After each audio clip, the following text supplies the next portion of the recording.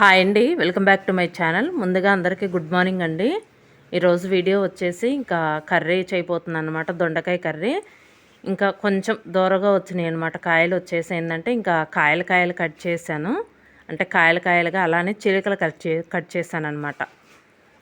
ఇంకా పులుసు పెడదాంలే అని చెప్పేసి ఇంకా పాలు పోసి కాకుండా కొంచెం పెరుగు వేసి చేద్దాము, బాగానే ఉంటుందని చెప్పేసి ఇంకా పుల్లగా ఉంటుంది అనమాట. లైట్గా చాలా బాగుంటుంది పెరుగు వేస్తే.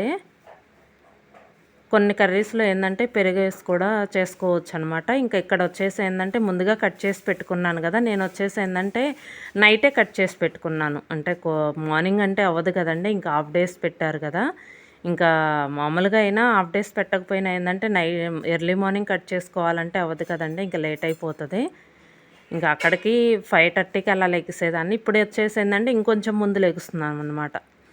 ఇంకా 6:30 కల్లా కంప్లీట్ అయిపోవాలండి. ఇంకా కర్రీ బ్రేక్ఫాస్ట్ వచ్చేసి ఇంకా వంటను బ్రేక్ఫాస్ట్ వచ్చేసి ఇంకా 6:30 కల్లా అయిపోవాలి. ఎందుకంటే వెహికల్స్ వస్తున్నాయి. ఇంకా 10 మినిట్స్ ముందే రెడీ అవ్వాలన్నమాట.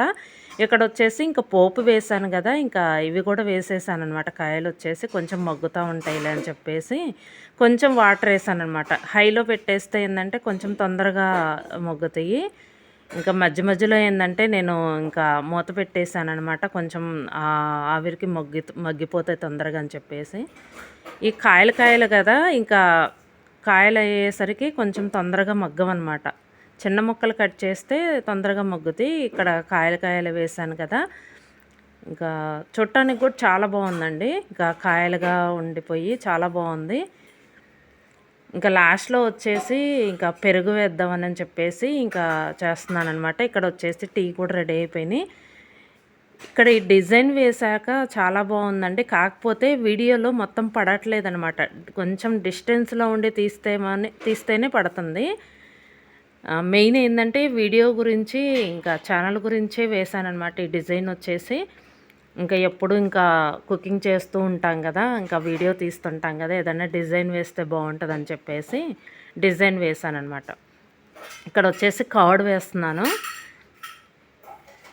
కొంచెం పుల్లగా ఉంటుంది అనమాట. లైట్గా బాగానే ఉంటుందండి. ఇంకా అంటే పాలు పోసిన కర్రీ అయితే అదొక టేస్ట్ ఉంటుంది, అది కూడా బాగుంటుందండి పాలు పోసిన కర్రీ. ఇక్కడ వచ్చేసి ఏంటంటే ఇది కొంచెం డిఫరెంట్ ఉంటుంది అనమాట. టేస్ట్ వచ్చేసి లైట్గా పులుపు ఉంటుంది అనమాట ఈ కర్రీ వచ్చేసి. ఇంకా కొంచెం దోరగా వచ్చినాయి అనమాట. ఏంటంటే పండిపోయినాయి కదా అని చెప్పేసి నేను ఇంకా కాయలుగా వేసాను అనమాట. ఎప్పుడు ఏంటంటే కొంచెం ఇట్లా డిఫరెంట్గా చేస్తే పిల్లలు కూడా కొంచెం అప్పుడప్పుడు ఇలా తింటుంటారు కదా అని చేశానమాట. కర్రీ కూడా మ్యాక్సిమం రెడీ అయిందండి. ఇంకా టిఫిన్ కూడా బ్రేక్ఫాస్ట్ కూడా చేయాలి.